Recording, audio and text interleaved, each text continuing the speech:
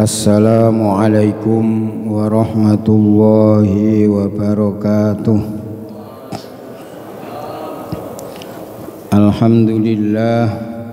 Alhamdulillahi nahmaduhu wa nasta'inuhu wa nastaghfiruh wa nu'minu bihi wa natawakkalu alaihi wa na'udzu bihi min syururi anfusina wa min sayyiati a'malina. May yahdihillahu fala mudilla lahu wa may yudlilhu fala hadiyalah.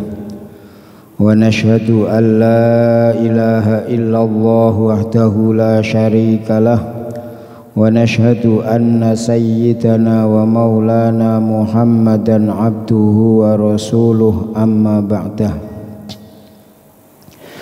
Qala Allah ta'ala fi kitabihil karim.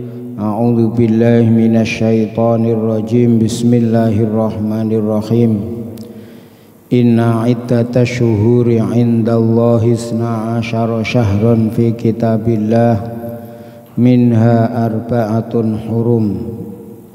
Al-ayah. Wa qala an-nabiy sallallahu alaihi wasallam al-muhajiru man hajara an maharimillah atau kama qala alaihi salatu wassalam. Jamaah salat subuh yang dirahmati Allah Ta'ala, alhamdulillah pada pagi ini kita masih diberikan anugerah oleh Allah Ta'ala untuk taat kepada Allah Ta'ala. Semoga sujudnya kita, rukuknya kita, taatnya kita ini diterima oleh Allah Ta'ala, dicatat oleh Allah Ta'ala min a'malis sholihat. Amin Allahumma amin. Alhamdulillah kita buka lembaran baru tahun Hijriah ini dengan mempelajari ahadisul qudsiyah, dengan mempelajari ilmu agamanya Allah Ta'ala. Imam Ibnu Athaillah As-Sakandari beliau katakan, man asyraqat bidayatuhu asyraqat nihayatuhu. Barang siapa yang permulaannya bersinar, maka nanti akhirnya akan bersinar. Hadirin yang dirahmati Allah Ta'ala,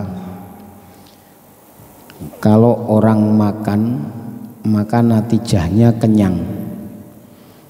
Kalau orang minum maka natijahnya seger. Lah kalau orang belajar itu sebenarnya natijahnya, hasilnya itu bukan hanya sekedar ilmu tetapi amal. Jadi hasil daripada orang belajar ini bukan hanya ilmu tetapi amal. Bukan maklumat tapi makmulat. Bukan pengetahuan tok tetapi amal yang dipentingkan. Kenapa? Karena kita sering mendengar yang namanya ilmu tanpa amal ini sebagaimana pohon yang tidak ada buahnya. Maka buah daripada ilmu itu amal. Sebenarnya kalau ilmu tanpa amal ini ulama mengatakan hanya sekedar pengetahuan saja. Kalau pengetahuan, ya kadang-kadang kita dengan teknologi yang sekarang itu jauh. Kita bawa HP, ada orang tanya hukum, kita buka, itu selesai masalah. Masalah apa saja ada di dalam HP itu sekarang sudah ketemu. Ketika Nabi Shallallahu Alaihi Wasallam ditanya tentang bagaimana cara sholat, maka Nabi tidak menerangkan sholat itu berdiri takbiratul ihram, tidak. Tetapi Nabi diajarkan oleh malaikat Jibril, kemudian Nabi sholat, kemudian setelah itu Nabi bersabda, shollu kama ra'aitumuni usolli. Sholatlah kalian sebagaimana kalian melihat aku sholat. Begitu juga ketika Sayyidina Ali ditanya, ya Ali bagaimana wudunya Rasulullah, maka Sayyidina Ali mengatakan ambilkan air. Setelah itu Sayyidina Ali berwudu. Setelah selesai berwudu, Ali mengatakan seperti inilah wudunya Rasulullah Shallallahu Alaihi Wasallam. Jadi ilmu itu amal. Makanya kalau kita kok awal tahun ini kita buka dengan ilmu, dengan majelis ilmu, harapan kita nanti natijahnya itu amal. Harapan kita nanti tahun ini kita penuhkan dengan amalan-amalan yang bisa mendekatkan diri kita kepada Allah Ta'ala. Amin Allahumma. Jamaah sholat subuh yang dirahmati Allah Subhanahu wa Ta'ala, kita akan melanjutkan pembahasan Ahadisul Qudsiyah nomor 55 halaman 337.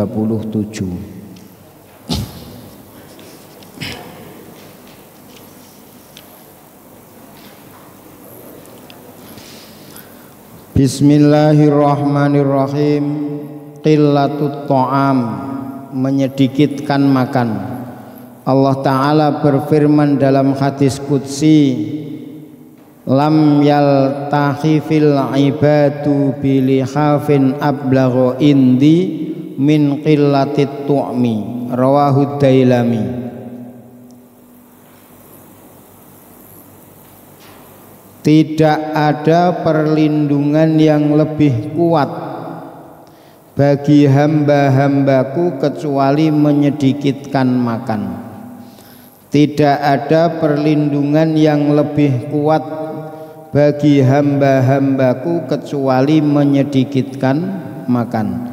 Hadis qudsi riwayat Ad-Dailami dari Abdullah bin Abbas radhiyallahu anhuma. Jamaah subuh yang dirahmati Allah Subhanahu wa Ta'ala, hukum makan ini aslinya adalah mubah.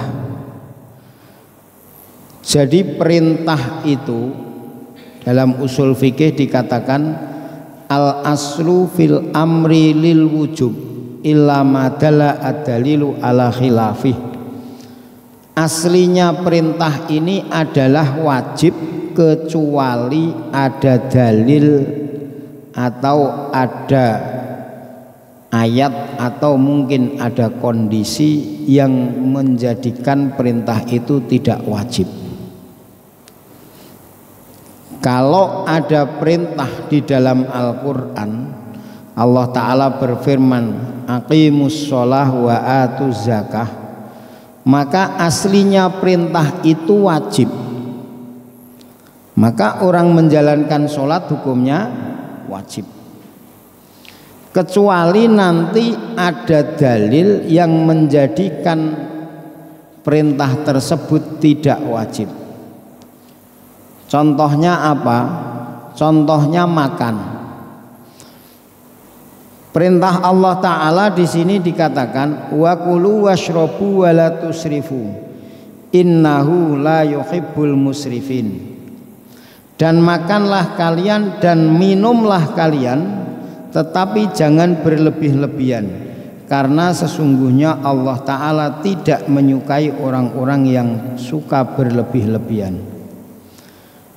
Dalam ayat lain Allah Ta'ala berfirman kulu mimma rozaqnakum minat thayyibat, makanlah kalian dari apa-apa yang Allah Ta'ala telah berikan atau dari apa-apa yang aku telah rizkikan kepada kalian dari perkara-perkara yang halal. Ini sebenarnya perintah, tetapi perintah di situ ulama sepakat bahwasanya hukum makan ini tidak wajib kecuali memang kondisi yang harus mewajibkan. Seperti contohnya apa? Orang kalau nggak makan mati, maka makan itu menjadi wajib. Lah, karena hukum makan itu aslinya mubah, dan ulama juga mengatakan bahwasanya hukum mubah ini akan berubah sesuai dengan keadaan, sesuai dengan niat. Kalau ada orang makan kok niatnya hanya untuk bersenang-senang saja, nuruti hawa nafsu, mungkin bisa makruh, bahkan mungkin bisa haram. Tapi kalau ada orang makan kok niatnya untuk kekuatan ibadah, maka itu bisa menjadi sunnah bahkan bisa menjadi wajib. Kenapa? Karena masalah yang sekarang ini, bahkan sejak zaman dulu, sejak zaman Nabi Adam, masalah yang paling dirisaukan oleh manusia, tetapi itu paling menyengsarakan bahkan menyakitkan manusia ini adalah masalah makan, masalah perut. Bahkan Imam Al-Ghazali rahmatullah alaih beliau katakan, sadar atau tidak sadar, sebenarnya Nabi Adam dan Sayyidatina Hawa itu dipindah dari surga ke bumi ini karena masalah makan. Dan semua masalah, makanya ada ulama yang mengatakan ayat yang pertama turun ini Iqra bismi Rabb,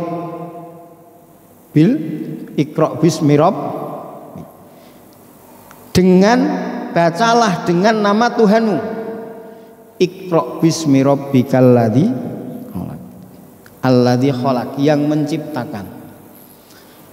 Ayat yang ditulis di dalam Al-Quran yang pertama juga demikian. Alhamdulillahi Rabbil. Rob itu siapa? Rob itu adalah perkara yang mana setiap kita ada masalah maka kita akan lari pada perkara itu. Ini Rob. Anak kecil dia lapar, larinya kepada ibunya. Anak kecil dia nangis, maka dia akan lari kepada ibunya. Maka seakan-akan ibunya ini adalah Rob. Maka hari ini pun juga demikian. Sekarang ini yang banyak difikirkan adalah masalah perutnya. Ada seorang laki-laki nikah dengan wanita, laki-laki nikah supaya perutnya ini ada yang mengurus. Wanitanya juga seperti itu, mau nikah dengan laki-laki supaya apa? Supaya perutnya ada yang mengurus. Bahkan ulama sampai mengatakan sampai ikan pun makan kail, kena pancing itu karena perut semua. Yang mancing karena perut, ikannya juga karena perut. Kita sering mendengar orang miskin dia berpikir besok mau makan apa, yang nanti kaya sedikit dia berpikir besok mau makan dengan apa, yang lebih tinggi lagi nanti mau makan di mana. Sana sudah pernah, sana pernah. Nanti yang lebih tinggi lagi besok mau makan siapa. Sekarang ini sudah pusing, Pak. Apalagi di Indonesia, Masya Allah. Kita tahu sendiri kondisinya, Pak, sekarang ini. Lah, artinya apa? Artinya perut ini bukan masalah kecil. Perut ini masalah, bahkan dengan masalah perut ini banyak orang yang jatuh dalam kesyirikan. Kalau orang Jawa bilang penting kendil rangguling.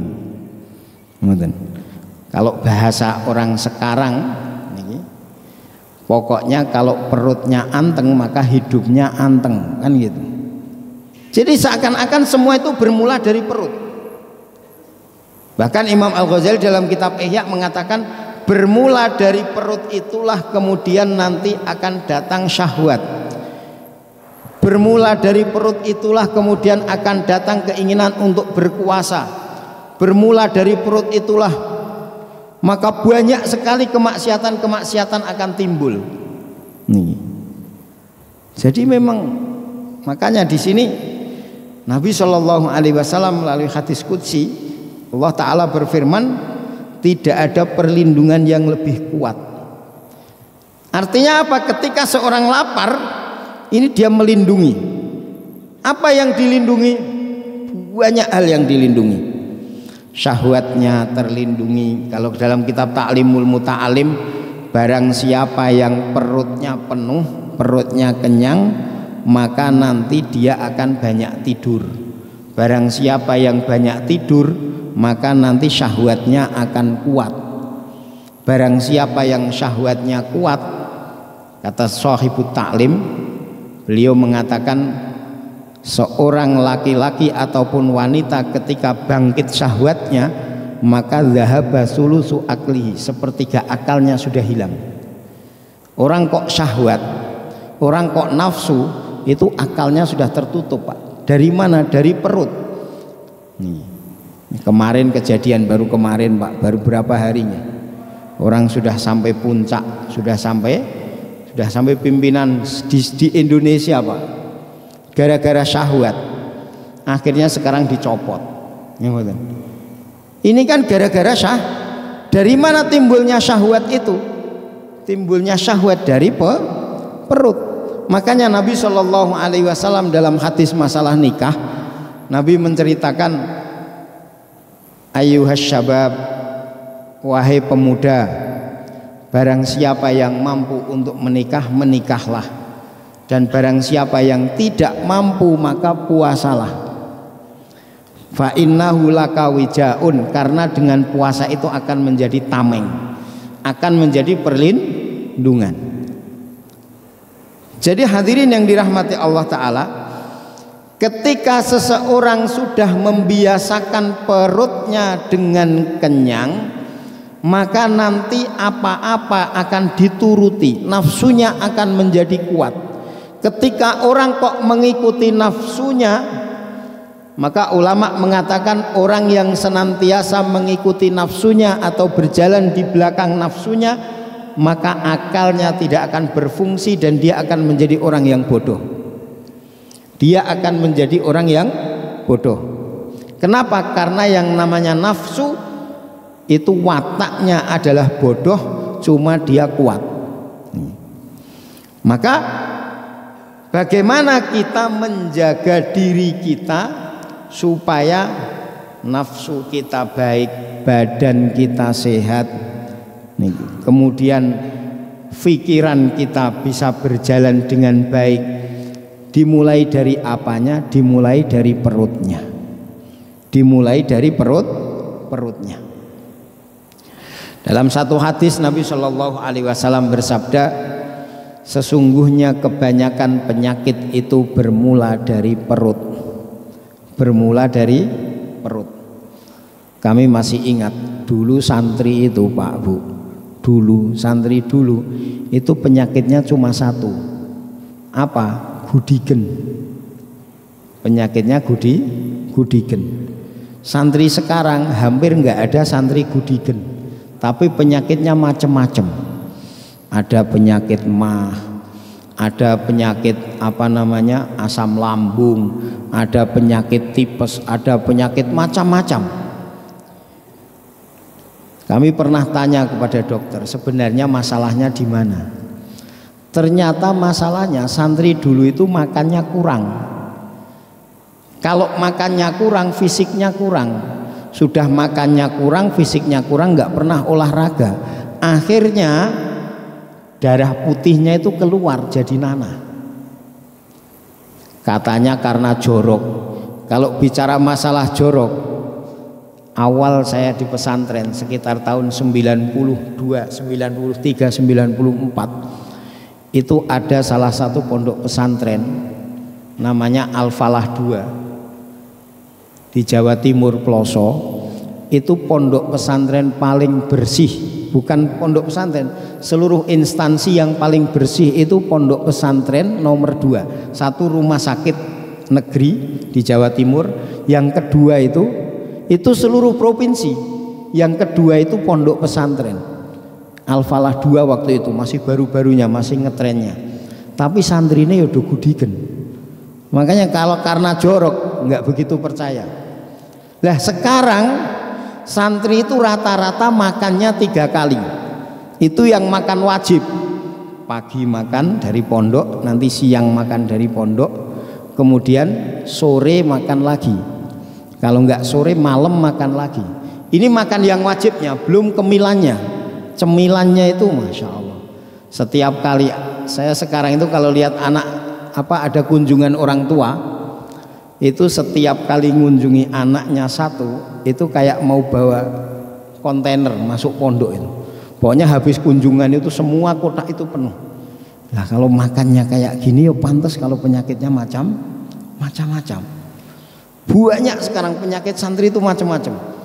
Santri dulu nggak ada punya BPJS, sekarang hampir semua santri punya BPJS.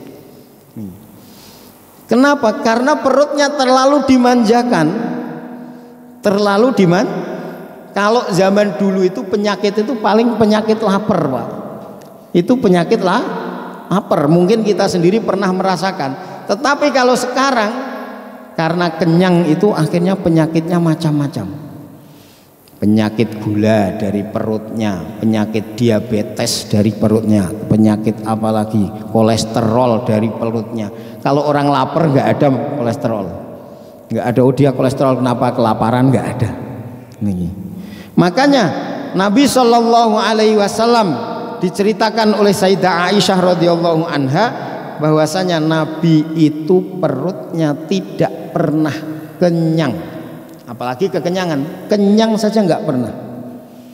Nabi yang kondang kayanya, Nabi Yusuf, Nabi Sulaiman alaihissalatu wassalam, dalam banyak riwayat diceritakan beliau tidak pernah merasakan yang namanya kenyang.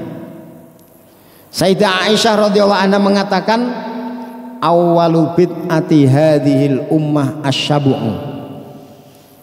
Awalnya bid'ah dari umat ini adalah kenyang. Makanya kalau orang bicara bid'ah, sebenarnya bid'ah yang pertama itu adalah kenyang. Kenapa? Karena Nabi nggak pernah kenyang. Orang cerita bid'ah ini, kalau dia kok masih kenyang, seperti pejuang. Kalau pejuang kan maju terus pantang mundur nih. Kalau sekarang kan maju perut pantat mundur. Nah kalau orang kok seperti ini nih, orang kok sudah seperti ini, berarti dia melakukan bid'ah yang pertama kali, kata Sayyidah Aisyah nih. Makanya Rasulullah Shallallahu Alaihi Wasallam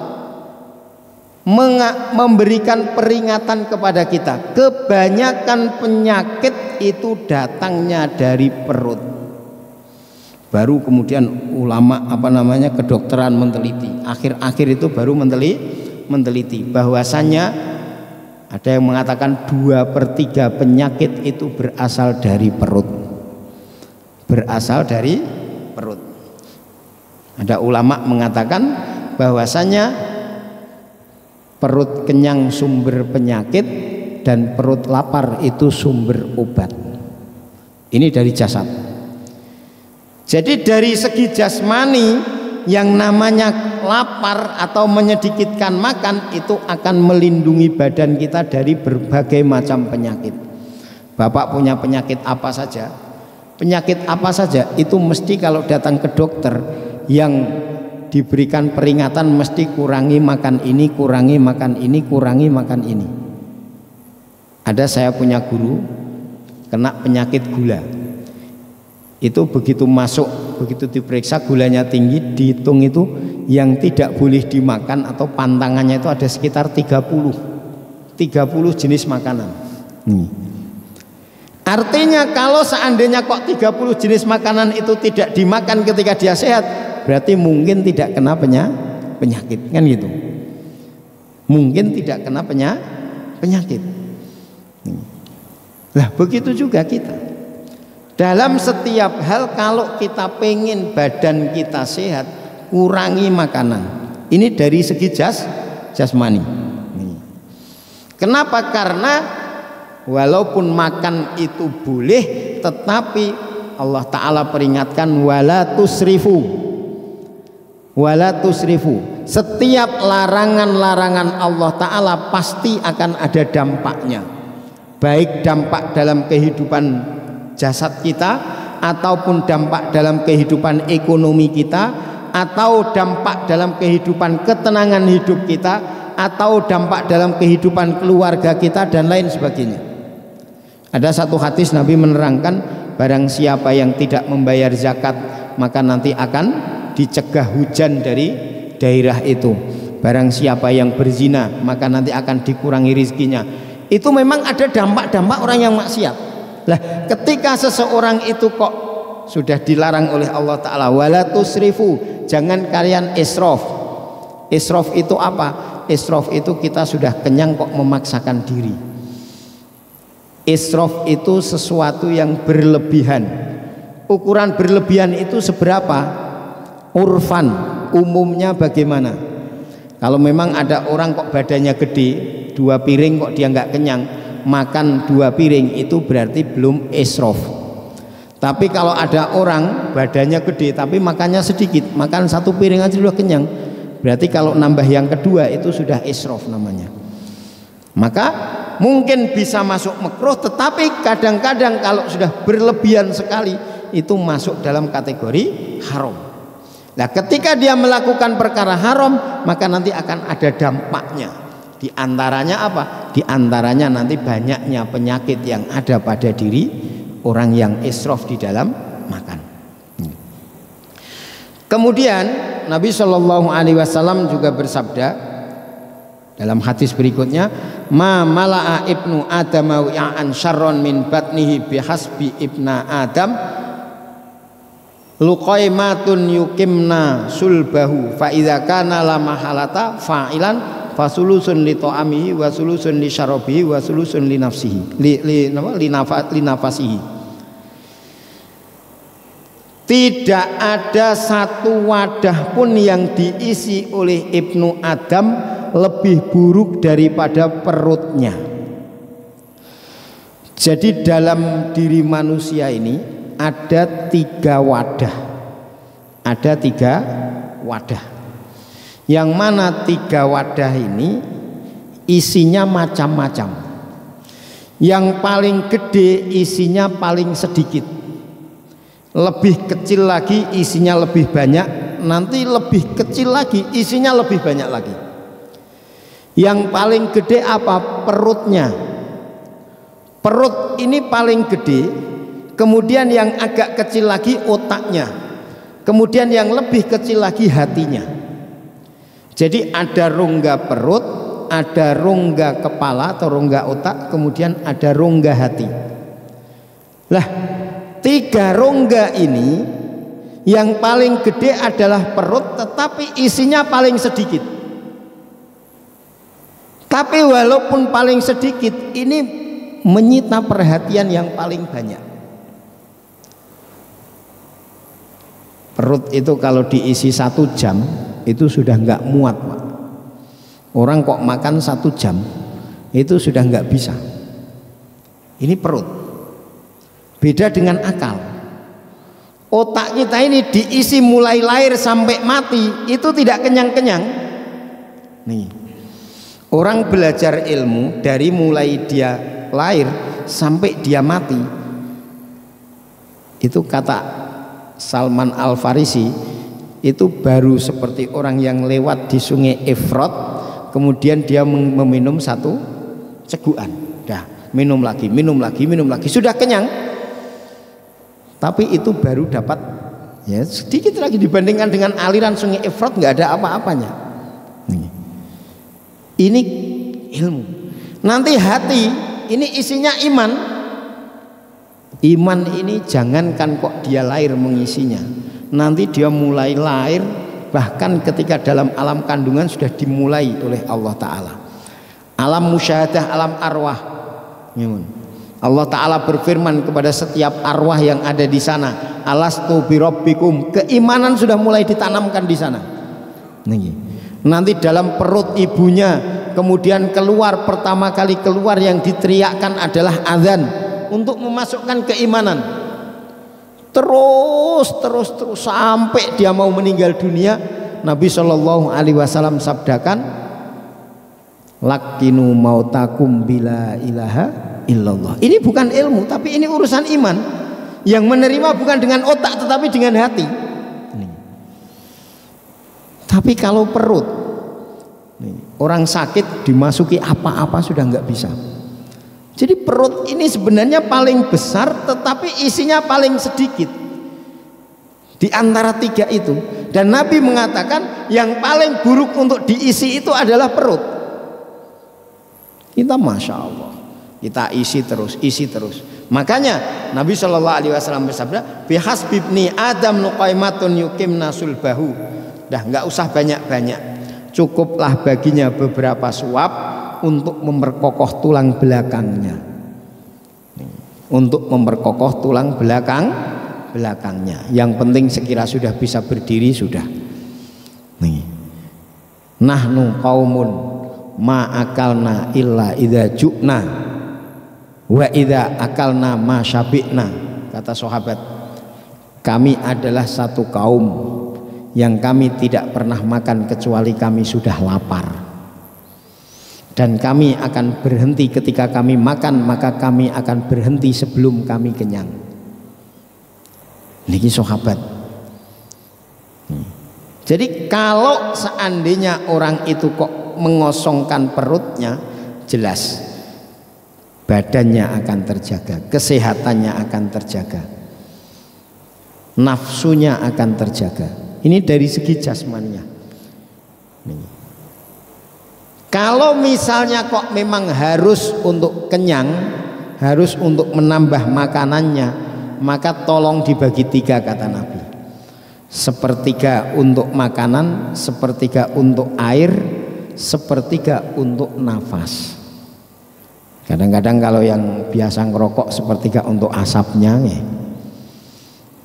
makannya tidak kenyang-kenyang. Kalau nggak ngerokok itu bagaimana gitu nih? Orang yang ngerokok habis makan nggak ngerokok seperti habis birak nggak cebok katanya.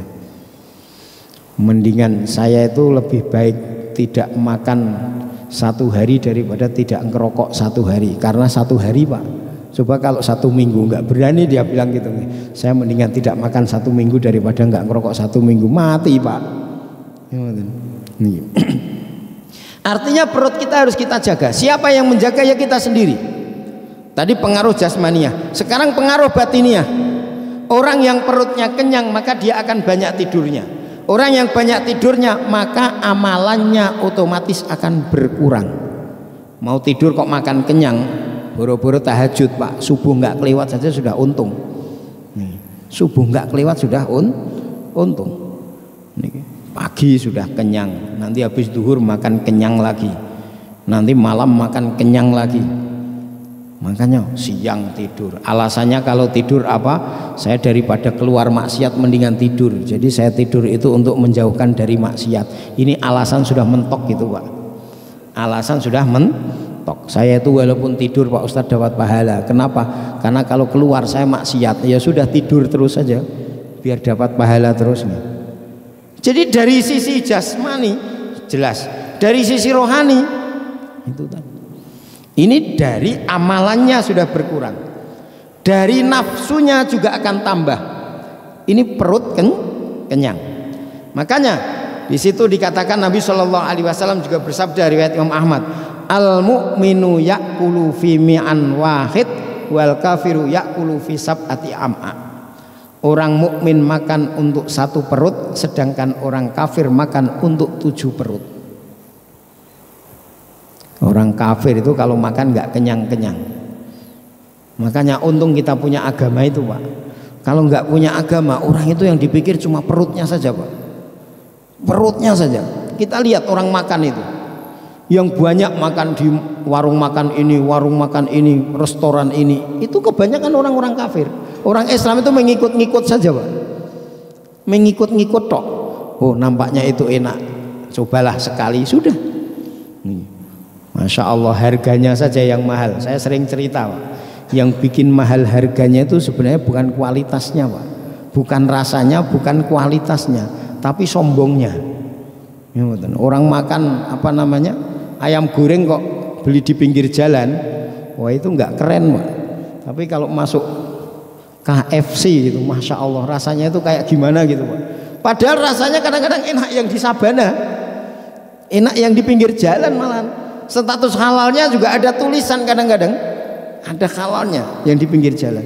Tapi kalau masuk ini harganya sekian, pajaknya sekian, ayamnya harganya cuma 5.000 tapi pajaknya sudah 500 rupiah. Karyawan saya sekian, kamu ikut gaji karyawan saya.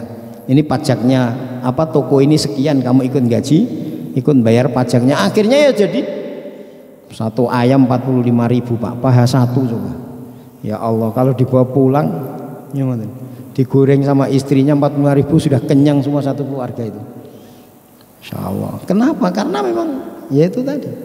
Lagi-lagi Dari perut itu kemudian orang pengen ngetren, pengen ini, pengen ini. Dan sekarang rata-rata yang rame itu adalah warung makan, karena orang pengen memanjakan perutnya. Ketika yang rame warung makan, episode berikutnya yang rame itu adalah rumah sakit. Kita tengok saja. Dulu zaman Nabi warung makan nggak banyak, rumah sakit juga nggak banyak. Zaman kita kecil itu karena makannya kurang, maka rumah sakit pun agak kosong.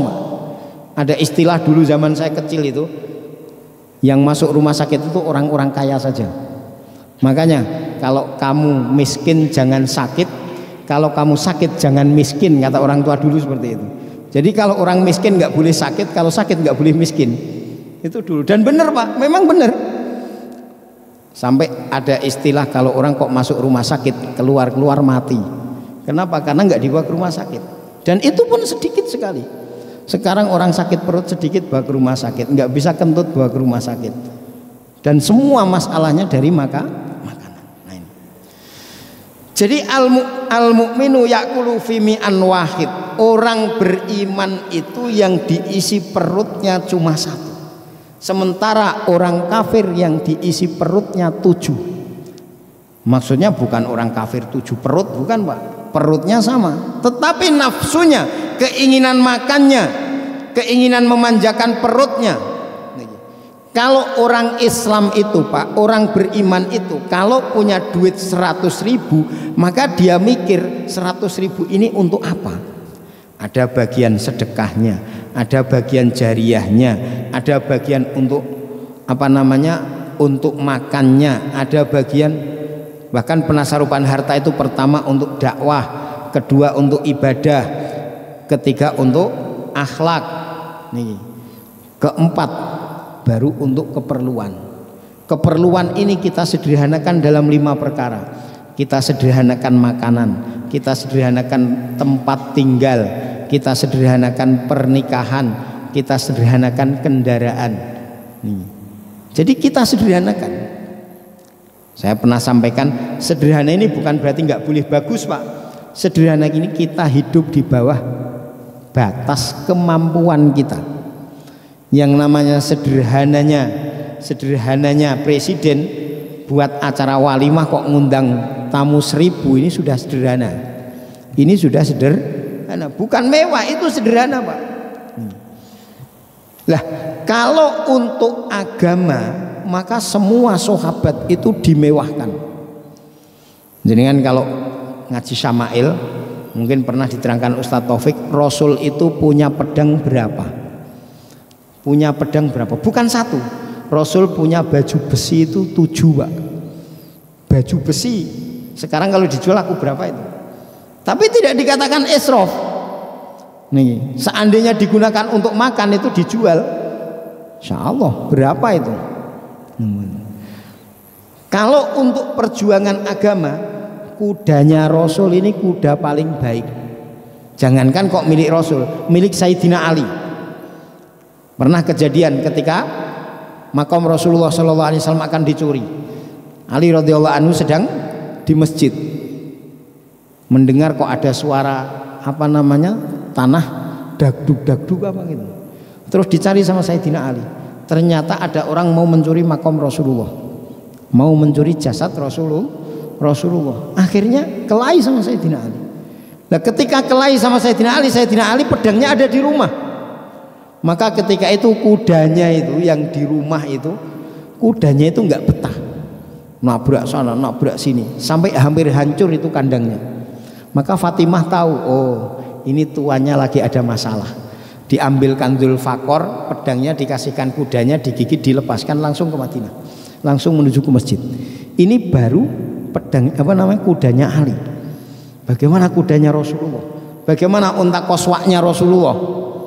Ketika ke Madinah, unta koswaknya Rasulullah berhenti. Maka disuruh berdiri, tidak mau. Bukan, berjalan terus. Kemudian Nabi ditarik-tarik oleh orang sahabat.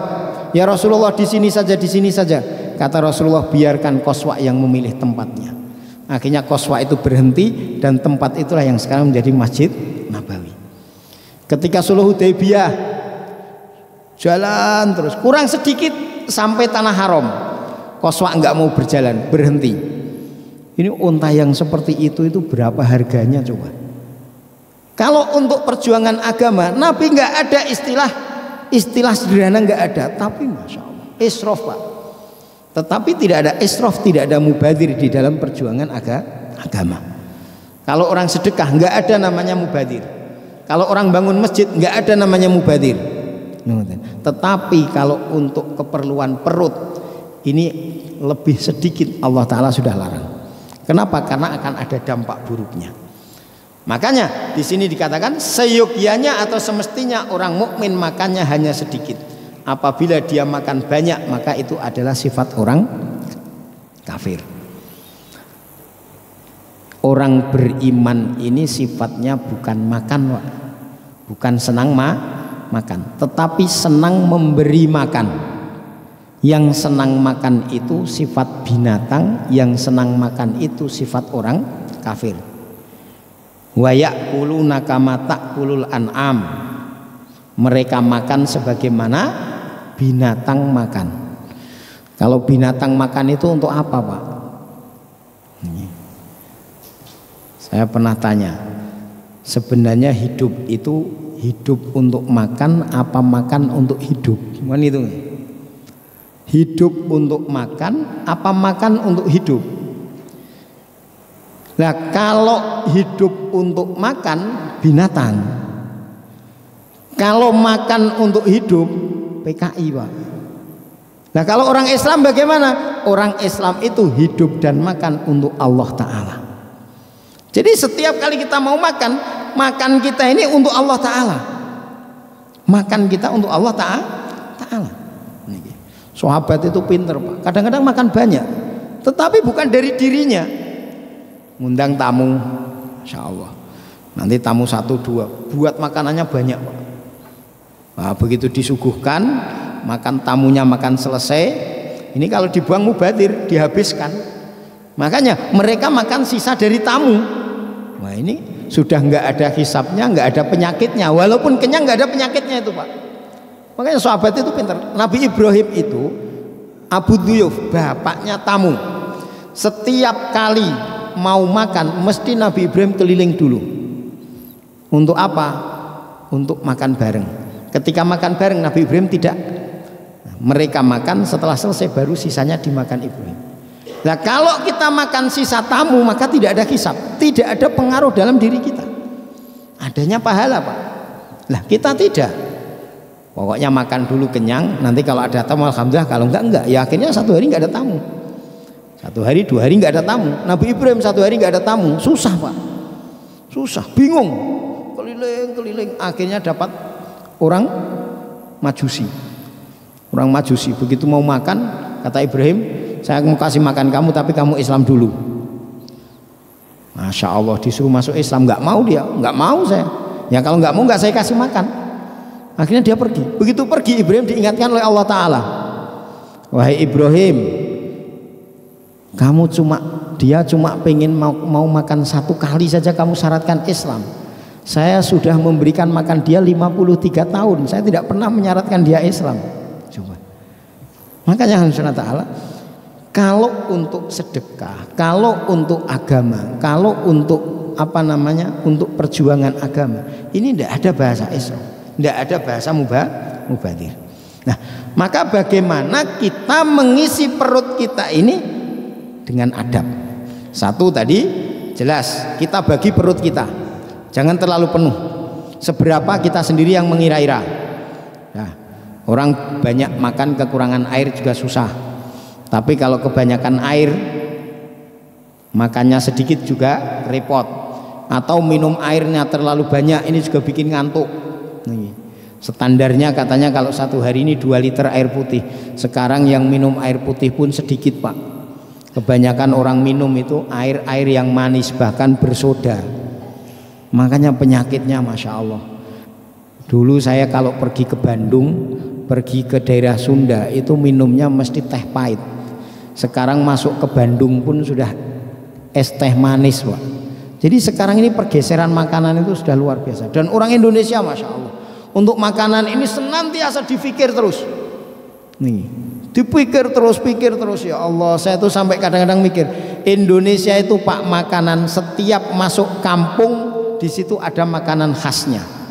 Masuk kampung mana saja itu mesti soto itu Pak, dari mulai Aceh sampai Papua itu ada soto sendiri-sendiri, rasanya beda-beda. Belum lagi nanti makanan yang lain. Sudah kayak gitu nanti dipikir lagi. Nih, saya sering cerita, pisang itu kan sudah ada rasanya Pak, rasanya rasa pisang.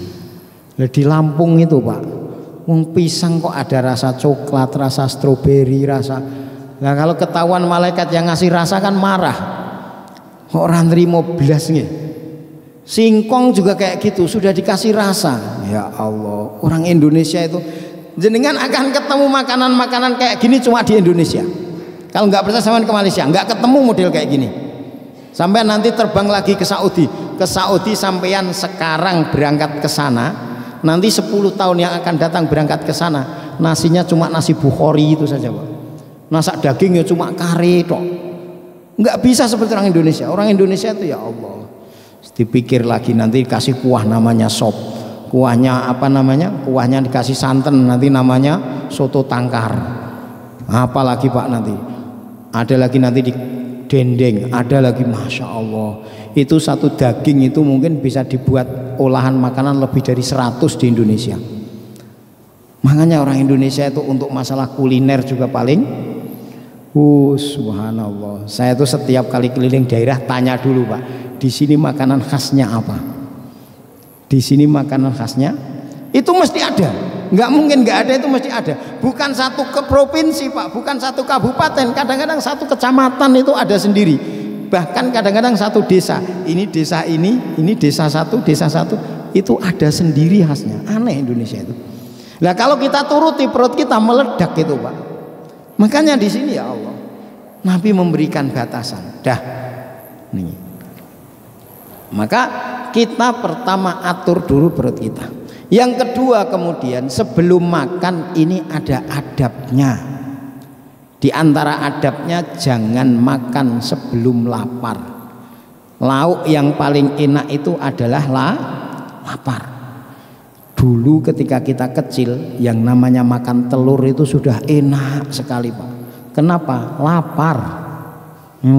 Karena lapar. Saya itu mengalami makan telur itu enak banget Pak. Gimana nggak enak? Dapat berkat. Satu telur dibelah jadi 3, saudaranya 3. Itu ya Allah, makan sama telur tok itu sudah enak. Kenapa? Lapar. Nih. Sekarang bapaknya pulang tahlilan bawa telur gelundung sana gelundung sini, nggak ada yang nyentuh Pak.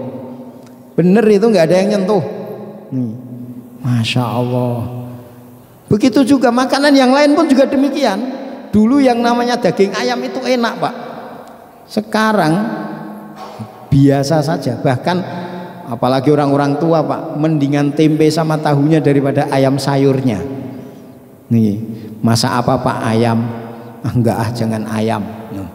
Tempe saja sama tahu, mending sayurnya sekarang. Kenapa? Nikmat ini sudah mulai dicabut oleh Allah Ta'ala. Kenapa? Karena kita sudah terlalu memanjakan perut. Kita sering memanjakan perut, akhirnya nikmat itu dicabut.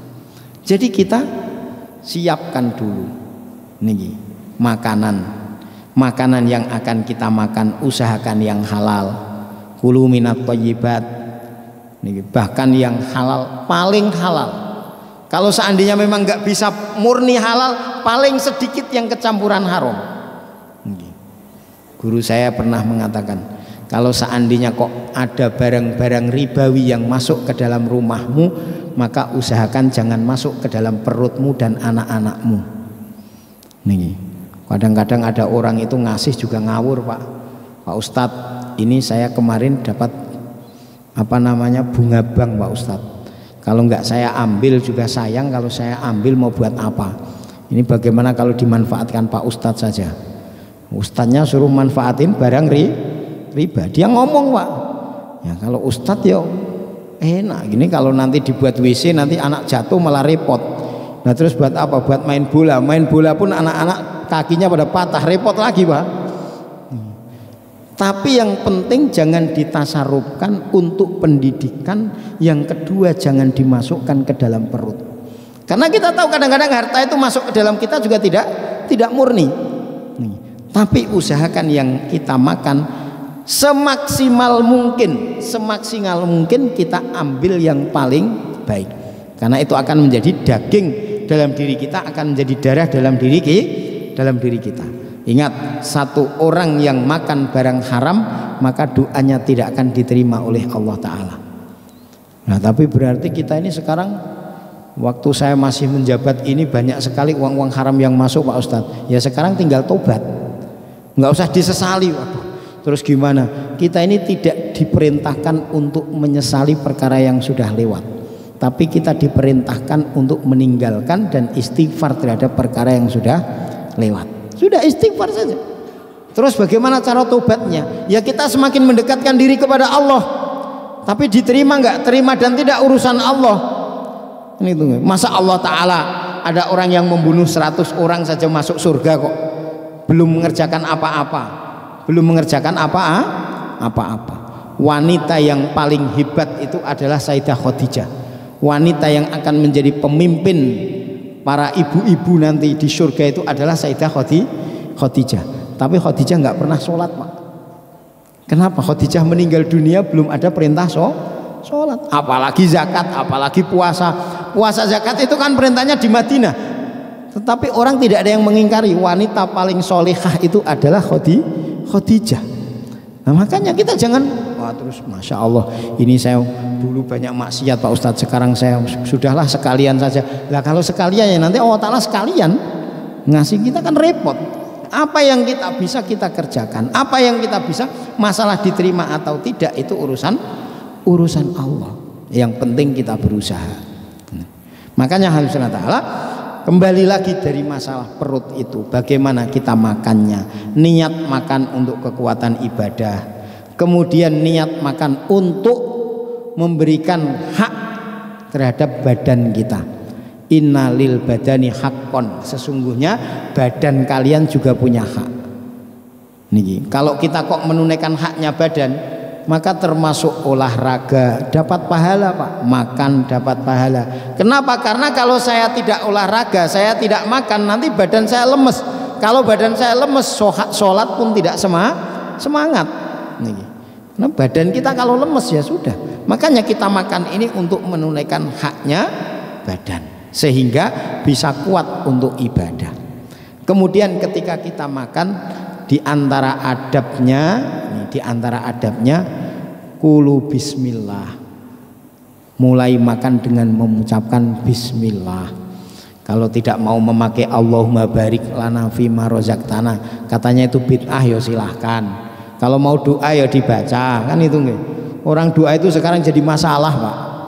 Orang doa itu jadi ada orang doa awal tahun akhir tahun bid'ah, dulu zaman Nabi nggak ada. Orang doa kok diulang bid'ah, kan repot nih. Nih kemarin saya lihat lagi orang mengatakan subhanakallahumma bihamdika kafarah majlis, itu juga hadisnya dhaif bahkan mungkar. Kok toko enak sekarang nih. Orang doa itu ya tinggal doa saja. Nih. Nah, kalau kita menganggap bahwasanya ini sunnah, sementara itu bukan sunnah, itu baru bid'ah. Itu baru bid'ah. Kita mengatakan salaman setelah sholat sunnah, ini bid'ah. Tapi kalau kita tidak mengatakan salaman setelah sunnah, setelah sholat itu bukan sunnah, ya sudah nggak ada masalah. Habis sholat, assalamualaikum. Yang bid'ah apa? Salaman kan? Kalau kemudian pegang HP diaktifkan, boleh nggak? Bid'ah nggak itu? Nggak ada yang protes. Oh bid'ah itu. Habis sholat kok pegang HP. Habis sholat assalamualaikum. Langsung kebelet mau kencing ke WC. Bid'ah nggak? Oh bid'ah itu. Yang nggak bid'ah itu dzikir tenang ya. Oh kalau kayak gitu orang nggak bisa hidup nanti Pak. Paham? Makanya ketika kita mau makan baca doa Allahumma barik lana fima rozaqtana wa qina adzabannar. Yang mau pakai silahkan. Kalau bismillah semua sepakat, minimal bismillahirrahmanirrahim. Setelah selesai makan mengucapkan alhamdulillahirabbil, makan sambil duduk, minum sambil duduk. Kulu bil yamin, makanlah dengan tangan kanan. Nih, jangan dianggap enteng Pak sahabat. Ada orang makan pakai tangan kiri, Nabi mengatakan kamu makan pakai tangan kanan. Dia nggak mau, kamu makan pakai tangan kanan. Ya Rasulullah, susah katanya. Nabi mengatakan sesungguhnya dia tidak menghalangi dia dari menggunakan tangan kanan karena kesombongannya. Selang sebentar tangannya lumpuh yang kanan, akhirnya nggak bisa apa-apa, hanya pakai tangan kiri. Makan pakai tangan kanan, makan minum sambil duduk. Kemudian kalau kita makan dari pinggir, jangan dari tengah. Sebaik-baik makan itu makan bareng, jangan makan sendiri-sendiri. Kalau bisa pakai nampan, bapaknya, ibunya, anaknya nampan sesekali Pak. Kalau nggak bisa setiap hari, 1 tahun sekali juga nggak apa-apa. Itu masya Allah. Ta'alluful qulub fi ittihadul qulub fi ittihadil qas'ah. Jadi satunya hati itu ada pada satu nampan. Kalau dalam sekeluarga kok makan satu nampan, masya Allah. Dan itu mah luar biasa itu manfaatnya Pak. Ada satu jamaah dikirim ke Amerika. Ini satu cerita Pak. Satu jamaah dikirim ke Amerika. Cari masjid susah Pak. Akhirnya mereka di taman makan. Ketika makan pakai nampan, jamaah tabligh. Begitu makan pakai nampan, ada orang lewat. Dia bilang, "This cat," katanya. Loh, ini kucing pada makan di sini katanya. Masya Allah. Itu amirnya, itu orang Pakistan itu sabarnya. Ya Allah. Maka dia katakan seperti inilah Nabi kami mengajarkan. Istrinya bilang, tapi asik juga, saya boleh ikut katanya. Jadi baru saja dia bilang ini kucing makan, dia mengatakan tapi kayaknya kok asik juga katanya. Boleh saya ikut. Amirnya sini. Kemudian ketika mau makan itu amirnya bilang, kalian suami istri? Iya. Oh, kalau suami istri bukan seperti itu katanya. Terus bagaimana? Caranya seperti ini. Kamu menyuapi istri kamu menyuapi suaminya. Bener Pak. Begitu menyuapi itu istrinya ketawa. Selang sebentar nangis Pak. Ini cerita beneran. Selang sebentar nangis. Begitu nangis amirnya kaget. Kenapa? Pedes? Enggak. Kenapa kamu nangis? Ada yang enggak enak? Enggak. Kenapa?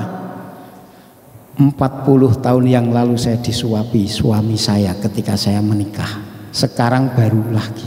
Kata amirnya, saya setiap hari seperti ini dengan istri saya. Masya Allah.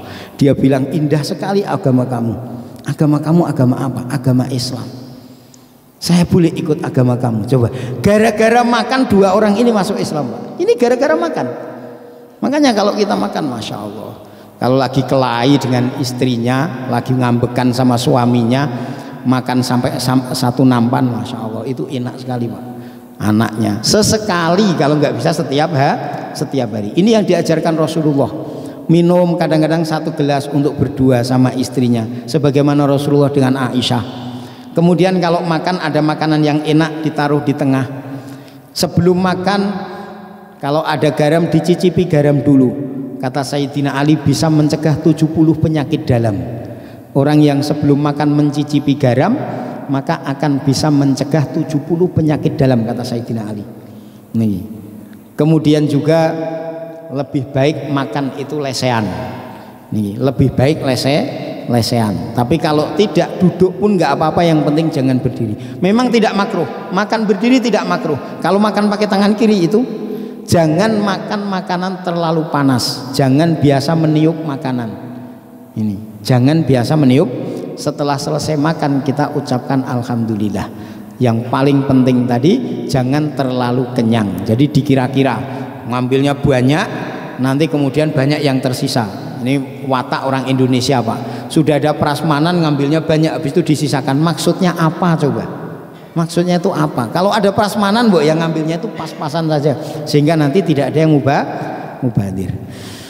Mungkin itu saja yang dapat kami sampaikan. Semoga bermanfaat, khususnya buat kita, umumnya buat seluruh umat baginda Nabi Shallallahu Alaihi Wasallam.